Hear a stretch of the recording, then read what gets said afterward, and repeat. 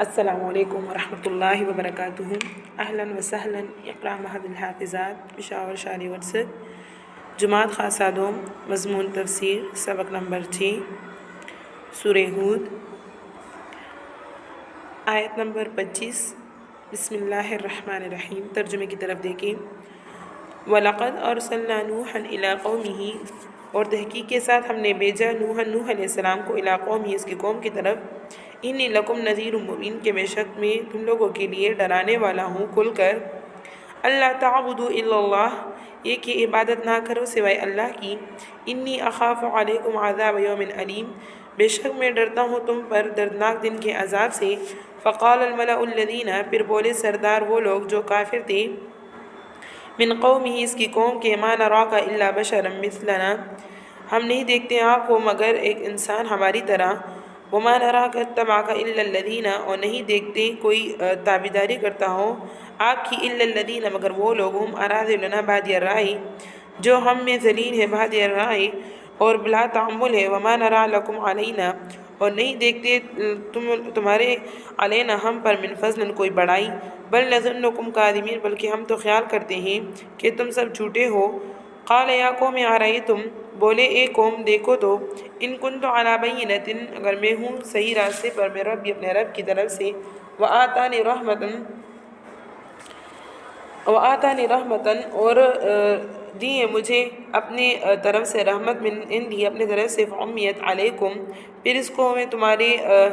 آنکھوں سے چھپائے رکھوں، انلزمکموہا، تو کیا ہم تم کو مجبور کر سکتے ہیں، وانتم لہا کارہون، اور تم اس سے بیزار ہو۔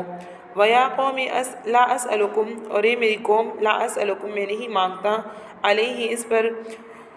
مالاً کوئی مال تم لوگوں سے، ان اجریہ الا علی اللہ، نہیں ہے میری مزدوری مگر اللہ پر۔ وما انا بطارد الذین، اور میں نہیں ہانکنے والا، الذین، ان لوگوں کو جو ایمان لائے، انہم ملاقو ربہم،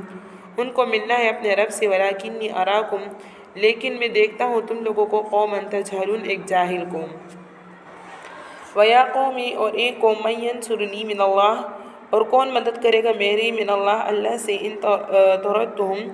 اگر ان کو ہانک دوں۔ افلا تذکرون، کیا تم دھیان نہیں کرتے۔ ولا اقول لکم عندی، اور میں نہیں کہتا کہ میرے پاس خزائن اللہ، اللہ کے خزانے ہیں۔ ولا عالم الغیب، اور میں نہ غیب کی خبر رکھتا ہوں۔ ولا اقول انی ملک، اور نہ میں کہتا ہوں کہ میں فرشتہ ہوں۔ ولا اقول للذین، اور نہ کہوں گا کہ ان لوگوں سے، تزدری اعینکم، جو تمہاری آنکھوں میں حقیر ہے، لن یؤتیہم اللہ خیرا، کہ نہیں دے گا ان کو اللہ تعالیٰ کوئی بھلائی۔ اللہ اعلم، اللہ تعالیٰ خوب جانتا ہے، بما فی انفسہم، جو کچھ ان کے نفسوں میں ہے، انی اذا لمن الظالمین، تو اس وقت میں ظالموں سے ہوں، بے انصافوں میں سے ہوں گا۔ قالوا یا نوح، بولے اے نوح، قد جادلتنا، تو نے ہم سے جھگڑا کیا، فاکثرت جدالنا، اور بہت جھگڑا کیا، فأتنا بما تعدنا، بس اب لے آؤ جو تو وعدہ کرتا ہے، ان کنت من الصادقین، اگر تو سچا ہے۔ قال انما یأتیکم بہ اللہ، کہا کہ لائے گا تو اس کو اللہ ہی، ان شاء، اگر وہ چاہے، وما انتم بمعجزین، اور تم نہیں اس کو تکا سکو گے۔ ولا ینفعکم نصحی، اور نہ ہی فائدہ دے گا تم لوگوں کو میری نصیحت، ان اردت، اگر میں چاہوں، ان انصح لکم، کہ میں تم کو نصیحت کروں، ان کان اللہ، اگر اللہ تعالیٰ چاہتا ہے، یرید ان یغویکم، کہ تم لوگوں کو گمراہ کر دے، ہوا ربکم، وہ تمہارا رب ہے، وإلیہ ترجعون، اسی کی طرف تم لوگوں کا لوٹنا ہے۔ ام یقولون، کیا کہتے ہیں، افتراہ، کہ بنا لیا اس قرآن کو اپنے آپ سے، قل ان افتریت، کہہ دے اگر میں بنا لایا ہوں اپنے آپ سے، فعلی اجرامی، تو مجھ پر میرا گناہ ہے، وانا بری ہوں مما تجرمون، اور میرا ذمہ نہیں ہے جو تم گناہ کرتے ہو۔ اب ان آیات کی تفسیر کی طرف دیکھیں۔ یہاں پر ان آیات میں بیان فرما رہے ہیں کہ ہم نے نوح علیہ السلام کو ان کی قوم کے پاس رسول بنا کر بھیجا۔ یعنی نوح علیہ السلام جب اپنی قوم کو ایمان کی دعوت دی، انہوں نے اپنی قوم کو ایمان کی دعوت دی، تو قوم نے ان کی نبوت اور رسالت پر اعتراضات شروع کر دیے اور سوالات اٹھانے شروع کر دیے۔ حضرت نوح علیہ السلام نے اللہ تعالیٰ کی حکم کے مطابق ان کے جوابات دیے، اور ان میں سے بہت سے اصولی اور فروعی مسائل دیانت اور معاشرت کے بھی جو ہے وہ اس میں آ گئے۔ اب ان آیات مذکورہ میں یہی مکالمہ جو ہے بیان فرمایا گیا ہے۔ یہاں پر حضرت نوح علیہ السلام نے فرمایا کہ تم جو ہے اللہ تعالیٰ کی سوا کسی اور کی عبادت نہ کرو، اور جو بت تم لوگوں نے بنائے ہوئے ہیں اپنے ہاتھوں سے اور تم نے ان کو اپنا معبود ٹھہرایا ہوا ہے،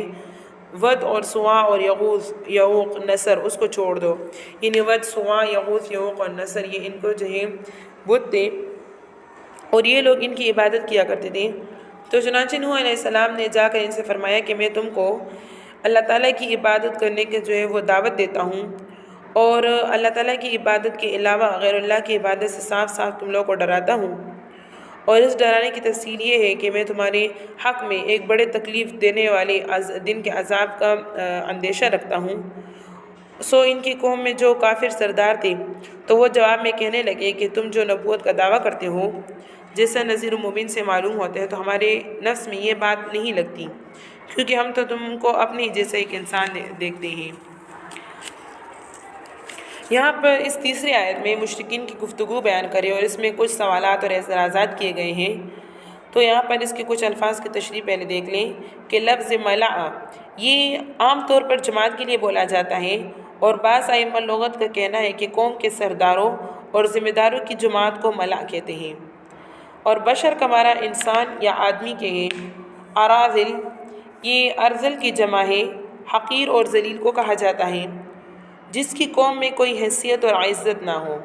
بعد یا رائے اس کا معنی ہے ابتدائی اور سطحی رائے رکھنا، مطلب سرسری رائے رکھنا۔ تو ان لوگوں کا پہلا اعتراض حضرت نوح علیہ السلام کی نبوت اور رسالت پر یہ تھا کہ ما نراک الا بشر مثلنا، یعنی ہم تو آپ کو ہمیں جیسے انسان اور آدمی ہو، تم ہماری جیسے انسان اور آدمی ہو، ہماری طرح کھاتے پیتے ہو، چلتے پھرتے ہو، سوتے جاگتے ہو، پھر ہم آپ کو آپ کا یہ امتیاز کیسے تسلیم کرے کہ آپ نبی ہیں، کہ آپ خدا کے رسول اور پیغمبر ہیں۔ ان لوگوں کا یہ خیال تھا کہ انسانوں کی طرف جو شخص اللہ کی طرف سے رسول بنا کر بھیجا جائے تو وہ انسانوں کے جنس سے نہیں ہونا چاہیے، بلکہ کوئی فرشتہ ہو، اور اس کا فرق سارے انسانوں کو تسلیم کرنا پڑے۔ تو اس کا جواب اس چوتھی آیت میں یہ دیا گیا، یا قوم ارأیتم ان کنت علی بینۃ من ربی وآتانی رحمۃ من عنده۔ تو اس میں یہ بتایا گیا کہ رسول کا انسان یا آدمی ہونا تو نبوت اور رسالت کے منافی نہیں ہے، بلکہ غور کرو تو یہی ضروری ہے کہ آدمیوں کا رسول آدمی ہونا چاہیے تاکہ آدمیوں کو اس سے دین سیکھنا آسان ہو۔ انسان اور فرشتے کے مزاج میں زمین اور آسمان کا فرق ہے۔ اگر فرشتے کو رسول بنا کر بھیج دیا جاتا تو انسانوں کو اس سے دین سیکھنا بہت مشکل ہو جاتا، کیونکہ فرشتوں کو تو نہ بھوک لگتی ہے، نہ پیاس، نہ نیند آتی ہے، نہ اس کو تکان محسوس ہوتی ہے، نہ اس کو انسانی ضروریات اور حوائج جو اس کو پیش آتے ہیں،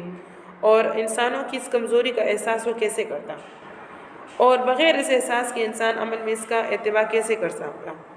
تو یہ مضمون قرآن کی دوسری آیتوں میں صراحتاً اور اشارتاً کئی جگہ پر ذکر ہوا ہے۔ یہاں اس کا ذکر کرنے کے بجائے یہ بتایا گیا کہ اگر عقل سے کام لو تو رسول اور پیغمبر کے لیے یہ تو ضروری نہیں ہے کہ وہ آدمی نہ ہو، ہاں یہ ضروری ہے کہ اللہ تعالیٰ کی طرف سے کوئی دلیل ہو اس کے ساتھ، جس کو دیکھ کر لوگوں کو یہ ماننا پڑے، یا لوگوں کو یہ ماننے کے لیے آسان نہیں ہو جائے کہ یہ خدا ہی کی طرف سے بھیجا ہوا رسول ہے، اور وہ دلیل عام لوگوں کے لیے انبیاء کے معجزات ہوتے ہیں۔ اسی لیے نوح علیہ السلام نے فرمایا کہ میں اپنے ساتھ اللہ کی طرف سے بینہ اور حجت اور رحمت لے کر آیا ہوں، تم اس کو دیکھتے اور غور کرتے تو انکار نہ کرتے، مگر تمہارے انکار اور ضد نے تمہاری نگاہوں کو اس سے اندھا کر دیا۔ یہاں پر فرمایا فعمیت علیکم، یعنی تمہاری نگاہوں کو اس سے جو ہے وہ اندھا کر دیا اور تم انکار کر بیٹھے ہو اور اپنی ضد پر جو ہے وہ جمے ہوئے ہو۔ مگر اللہ تعالیٰ کی یہ رحمت جو پیغمبر کے ذریعے آتی ہے ایسی چیز نہیں ہے کہ زبردستی لوگوں کے سر پہ ڈال دی جائے جب تک وہ خود اس کی طرف رغبت نہ کریں۔ یعنی اللہ تعالیٰ جب کسی قوم کی طرف پیغمبر بھیجتے ہیں تو اس قوم کے لوگوں کو زبردستی مسلمان اور ایمان لانے پر مجبور نہیں کیا جاتا، بلکہ اگر وہ خود جو ہے اس کی طرف راغب ہوگا۔ اس میں اشارہ پایا گیا کہ دولت ایمان جو میں لے کر آیا ہوں، اگر میرا بس چلتا تو تمہاری انکار اور ضد کے باوجود تمہیں ہی دے دیتا، مگر یہ اللہ تعالیٰ کے قانون کے خلاف ہے یہ نعمت زبردستی کسی کے سر پر نہیں ڈالی جا سکتی۔ اس سے یہ بھی ثابت ہو گیا کہ زبردستی کسی کو مومن یا مسلمان بنانا کسی دور نبوت میں جائز نہیں رکھا گیا،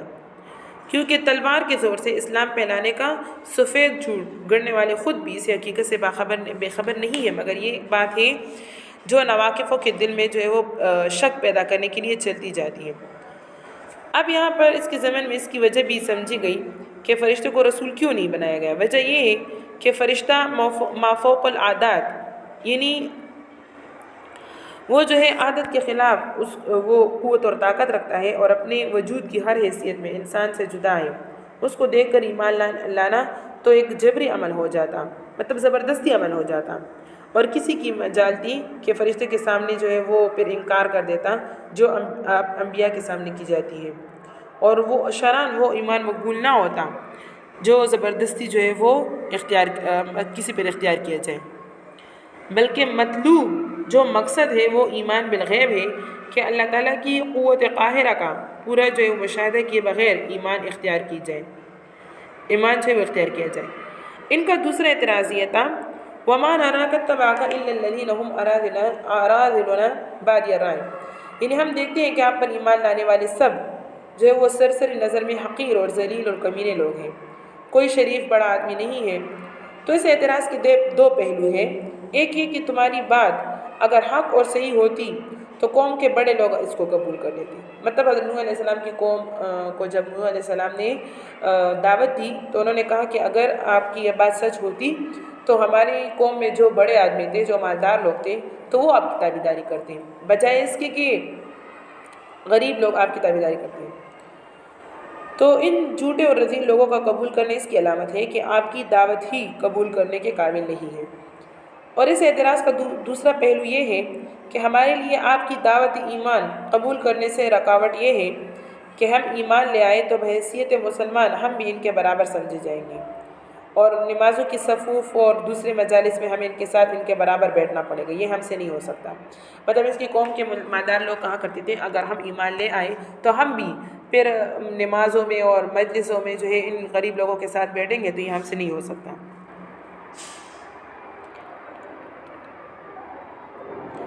تو یہاں پر جو ہے ان سوالات میں سے ایک یہ بھی تھا کہ ان کا اتباع کرنے والا قوم کے کمزور اور غریب لوگ ہیں یا وہ جو قوم کے بڑے کہلاتے ہیں۔ ان لوگوں نے بتایا کہ کمزور اور غریب لوگ ہیں۔ یہاں پر اس کا خلاصہ یہ ہے کہ غرباء اور فقراء کو رذیل سمجھنا ان کی جہالت تھی۔ حقیقت میں رذیل تو وہ ہے جو اپنے پیدا کرنے والے اور پالنے والے مالک کو نہ پہچانے، ان کے احکام سے روگردانی کرے، منہ پھیر لیں۔ اسی لیے سفیان ثوری رحمہ اللہ سے کسی نے پوچھا کہ کمینہ اور رذیل کون ہیں، تو فرمایا وہ لوگ جو بادشاہوں اور افسروں کی خوشامدیں کرتے ہیں، یعنی اس کو خوشامد میں لگے رہیں۔ اور ابن العربی نے فرمایا کہ کمینہ وہ آدمی ہے جو اپنا دین بیچ کر دنیا کمائے۔ کسی نے پوچھا کہ سب سے زیادہ کمینہ کون ہے، تو فرمایا وہ شخص جو اپنا دین برباد کر کے کسی دوسرے کی دنیا سنوار لے۔ امام مالک رحمہ اللہ نے فرمایا کہ کمینہ وہ شخص ہے جو صحابہ کرام کو برا کہے، کیونکہ وہ پوری امت کے سب سے بڑے محسن ہیں جن کے ذریعے سے دولت ایمان اور شریعت ان کو پہنچی ہے۔ بہرحال ان کے اس جاہلانہ خیال کی تردید تیسری آیت میں اول تو اس طرح کی گئی کہ پیغمبر کی نظر کسی کے مال پر نہیں ہوتی، وہ کسی سے اپنی خدمت اور ہمدردی کا معاوضہ نہیں لیتا، اس کا معاوضہ تو صرف اللہ تعالیٰ کے ذمہ ہوتا ہے، اس لیے اس کی نظر میں امیر اور غریب یہ برابر ہوتے ہیں۔ تم اس سے نہ ڈرو کہ ہم مالدار ہیں، مسلمان ہو جائیں گے تو ہم سے یہ مال کا مطالبہ کریں گے۔ دوسرا یہ بتا دیا کہ تم جو ایمان قبول کرنے کے لیے شرط پیش کرتے ہو کہ میں غریب لوگوں کو اپنے پاس سے نکال دوں، تو سمجھ لو کہ یہ میں نہیں کر سکتا، کیونکہ یہ لوگ اگرچہ غریب ہیں مگر اللہ تعالیٰ کے بارگاہ میں ان کی رسائی اور اعزاز ہیں، ایسے لوگوں کو نکالنا کوئی عقل کا کام نہیں ہے۔ اور ملاقو ربہم کے یہ معنی بھی ہو سکتے ہیں کہ اگر بالفرض میں ان کو نکال دوں تو قیامت کے روز یہ لوگ جب اللہ تعالیٰ کے سامنے جائیں گے اور فریاد کریں گے تو میرے پاس کیا جواب ہوگا؟ چوتھی آیت میں یہی مضمون ہے کہ اگر میں ان کو نکال دوں تو مجھے خدا کے عذاب سے کون بچائے گا۔ آخر میں فرمائے کہ یہ سب تمہاری جہالت ہے کہ تم آدمیت کو یعنی انسانیت کو نبوت کے منافی سمجھتے ہو یا غریب لوگوں کو نکال دینے کی فرمائشیں کرتے ہو۔ پھر آگے آیت میں فرمایا اس آیت میں جو ہے حضرت نوح علیہ السلام کی وہ تقریر نقل کی ہے کہ جو انہوں نے اپنی قوم کے سب اعتراضات سننے کے بعد ان کو کچھ اصولی ہدایت دینے کے لیے ارشاد فرمایا، اور جس میں یہ بتایا گیا ہے کہ نبوت اور رسالت کے لیے وہ چیزیں ضروری نہیں ہے جو تم نے سمجھ رکھی ہیں۔ مثلا یہاں پر یہ کہا وَلَا أَقُولُ لَكُمْ إِنِّي خَزَائِنُ اللَّهِ، یعنی میں تم سے یہ نہیں کہتا کہ اللہ تعالیٰ کے خزانے میرے ہاتھ میں ہیں۔ اس میں ان لوگوں کے اس خیال کی تردید ہے کہ جب اللہ تعالیٰ کی طرف سے رسول ہو کر آئے ہیں تو ان کے ہاتھ میں خزانے ہونے چاہیے جن سے لوگوں کو جو ہے وہ کچھ نہ کچھ فائدہ ہو۔ نوح علیہ السلام نے بتایا کہ انبیاء کی بعثت کا یہ مقصد نہیں ہوتا کہ وہ لوگوں کو دنیا کے سامان میں الجھائیں، اس لیے خزانوں سے ان کا کیا کام۔ اور یہ بھی ہو سکتا ہے کہ اس میں ان لوگوں کے اس خیال کی تردید ہو جو بعض لوگ سمجھا کرتے ہیں کہ اللہ تعالیٰ نے انبیاء کو بلکہ اولیاء کو بھی مکمل اختیارات دے دیے ہیں۔ اللہ تعالیٰ کی قدرت کے خزانے ان کے ہاتھ میں ہوتے ہیں، جس کو چاہے دے دے اور جس کو چاہے نہ دے۔ تو نوح علیہ السلام کے اس ارشاد سے واضح ہو گیا کہ اللہ تعالیٰ نے اپنی قدرت کے خزانوں کا مکمل اختیار کسی نبی کو حوالے نہیں کیا۔ اولیاء کا تو کیا ذکر ہے، البتہ اللہ تعالیٰ ان کی دعائیں اور خواہشیں اپنی قدرت سے پورے فرماتے ہیں۔ اور دوسرا فرمایا وَلَا أَعْلَمُ الْغَيْبَ وَلَا أَقُولُ إِنِّي مَلَكٌ، یہاں پر وَلَا عَالِمُ الْغَيْبَ، ان جاہلوں کا یہ خیال تھا کہ جو شخص اللہ تعالیٰ کا رسول ہو وہ عالم الغیب ہونا چاہیے۔ اس جملے نے واضح کر دیا کہ نبوت اور رسالت علم غیب کا تقاضا نہیں کرتی، اور کیسے ہوتی جبکہ علم غیب اللہ تعالیٰ کی خصوصی صفت ہے، یعنی یہ کسی انبیاء کی کسی نبی کی صفت نہیں ہے بلکہ اللہ تعالیٰ کی خصوصی صفت ہے جس میں کوئی نبی یا فرشتہ شریک نہیں ہو سکتا۔ ہاں اللہ تعالیٰ اپنے پیغمبروں میں سے جس کو چاہتے ہیں جتنا چاہتے ہیں تو غیب کے کچھ پوشیدہ رازوں پر اس کو خبردار کر دیتے ہیں، مگر اس کی وجہ سے ان کو عالم الغیب کہنا یہ درست نہیں، کیونکہ ان کے اختیار میں نہیں ہوتا کہ جس غیب کو چاہے وہ معلوم کر لیں۔ تیسری بات یہ فرمائی وَلَا أَقُولُ إِنِّي مَلَكٌ، یعنی میں تم سے یہ نہیں کہتا کہ میں فرشتہ ہوں۔ اس میں اس خیال کی تردید ہو گئی کہ رسول کوئی فرشتہ ہونا چاہیے، یعنی یہ بات غلط ہے کہ رسول جو ہے وہ فرشتہ ہوگا۔ چوتھی بات یہ فرمائی وَلَا أَقُولُ لِلَّذِينَ تَزْدَرِي أَعْيُنُكُمْ لَن يُؤْتِيَهُمُ اللَّهُ خَيْرًا، چوتھی بات یہ فرمائی کہ تمہاری نظر جن غریب بے سر و سامان لوگوں کو حقیر اور ذلیل دیکھتی ہے، میں تمہاری طرح یہ نہیں کہہ سکتا کہ اللہ تعالیٰ ان کو کوئی خیر اور بلائی نہیں دے گا، کیونکہ خیر اور بلائی کا تعلق مال اور دولت سے نہیں ہے بلکہ انسان کے دل سے ہے، اور دلوں کا حال اللہ تعالیٰ ہی جانتے ہیں کہ کس کا دل خیر اور اصلاح کے قابل ہے اور کسی کا نہیں۔ پھر فرمایا کہ اگر میں تمہاری طرح ان کو حقیر اور ذلیل کہنے لگوں تو میں بھی جو ہے وہ ظالم ہو جاؤں گا۔ اب آگے فرماتے ہیں یا نوح قال یا نوح قد جادلتنا فاکثرت جدالنا، تو یہاں پر یہ فرما رہے ہیں کہ جب نوح علیہ السلام نے سب باتوں کا پورا جواب دے دیا اور جس کا جواب پھر ان سے کچھ نہیں بنا تو عاجز ہوئے اور کہنے لگے کہ اے نوح علیہ السلام تم ہم سے بحث کر چکے ہو، پھر اس بحث کو بڑھا بھی چکے ہو، اب اس بحث کو چھوڑو اور جس چیز سے تم ہمیں ڈرا رہے ہو کہ عذاب آ جائے گا وہ ہمارے سامنے لے آؤ۔ انہوں نے کہا کہ اس کو لانے والا میں کون ہوں، یعنی نوح علیہ السلام نے فرمایا کہ اس کے لانے والا میں نہیں ہوں، مجھ کو کون ہوں، مجھ کو پہنچا دیتے ہیں، یعنی اللہ تعالیٰ جو ہے وہ حکم سنا دینے والا ہے، اور اللہ تعالیٰ مجھے حکم سناتے تو میں اس کو بجا لاتا ہوں، اور اس کو تو اللہ تعالیٰ بشرط یہ کہ اس کو منظور ہو، اللہ تعالیٰ کو منظور ہو تمہارے سامنے جو ہے وہ پیش کرنے کا مجھے حکم دے تو میں لے آؤں گا، اور اس وقت پھر تم اس کو عاجز نہیں کر سکو گے کہ وہ عذاب واقعہ کرنا چاہیے اور تم نہ ہونے دو، اور جو میرا کام تھا میں نے پہنچا دیا اور سنا دینا، اس میں میں نے تمہاری پوری خیرخواہی کی، لیکن میری خیرخواہی تمہارے کام نہیں آ سکتی، گویا میں تمہاری کیسی خیرخواہی کرنا چاہوں جبکہ اللہ تعالیٰ ہی کو تمہارا گمراہ کرنا مقصد ہے، یعنی اگر میں جتنا بھی چاہوں کہ تم لوگوں کو خیر کے راستے پہ لے آؤں، نیکی کے راستے پہ لے آؤں، اللہ تعالیٰ تم لوگوں کو خیر کے راستے پہ نہیں لانا چاہتے بلکہ اللہ تعالیٰ تم لوگوں کو گمراہ کرنا چاہتے، تو میں کون ہوتا ہوں کہ تم لوگوں کو خیر کے راستے پہ لے آؤں۔ اور اللہ تعالیٰ جو ہے اس کو گمراہ کرنا مقصد وہ بھی انہی کی اپنی عناد اور استکبار کی وجہ سے، یعنی تکبر اور غرور کی وجہ سے، تو مطلب یہ ہے کہ جب تم ہی اپنی بدقسمتی سے اپنے لیے نفع حاصل کرنا اور نقصان سے بچنا نہ چاہو تو میرے چاہنے سے کیا ہوتا ہے، وہی تمہارا مالک ہے اور تم مملوک، تو تم پر اس کے تمام حقوق واجب ہے، یعنی بندوں پر اللہ تعالیٰ کے تمام حقوق واجب ہے کہ اس کو پورے طریقے سے ادا کریں، اور تم کو جو ہے وہ ضد کی وجہ سے تم اس کو پھر مجرم جو ہے وہ بن جاتے ہو، اور اسی کے پاس تم سب کو جانا ہے، اور وہ تمہارے اس عناد اور کفر کی جو ہے وہ کسر نکال دے گا۔ کیا یہ لوگ کہتے ہیں کہ محمد صلی اللہ علیہ وسلم نے یہ قرآن خود سے جو ہے وہ بنایا ہے؟ تو آپ جواب دے رہے کہ اگر بالفرض میں نے اپنے آپ سے بنایا ہو تو میرا یہ جرم مجھ پر عائد ہوگا، اور تم میرے جرم سے بری ذمہ ہوں گے، اور اگر تم نے یہ دعویٰ اپنے آپ سے بنایا ہو یعنی مجھ پر بہتان لگایا ہو تو تمہارا یہ جرم تم پر عائد ہوگا، اور میں تمہارے اس جرم سے بری ذمہ ہوں۔ صدق اللہ العظیم وآخر دعوانا ان الحمد للہ رب العالمین۔ سبق اچھی طرح یاد کریں اور آگے ایک رکوع کا مطالعہ کریں۔ السلام علیکم ورحمۃ اللہ وبرکاتہ۔